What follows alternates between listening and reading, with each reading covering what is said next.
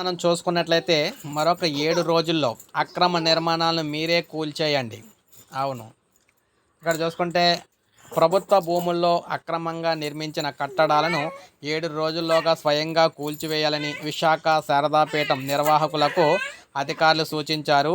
లేని పక్షంలో తామే ఆక్రమణలను కూల్చేసి అందుకైన వ్యయాన్ని పీఠం నుంచి అయితే వసూలు చేస్తామని కూడా స్పష్టం చేశారు.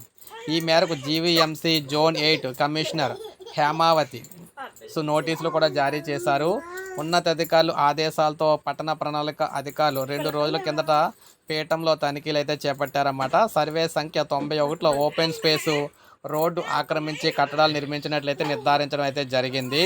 కూటమి ప్రభుత్వం అక్కడ ఇక్కడ చూడలేదు. ఏదైతే గత ప్రభుత్వంలో అనుకూలంగా ఉండి వారు ప్రభుత్వ స్థలాలు ఆక్రమించి అయితే కట్టుకున్నారో ఆ కట్టడాలన్నీ కూడా కూల్చేయాలని చెప్పేసి అయితే చెప్తూ ఉన్నారన్నమాట.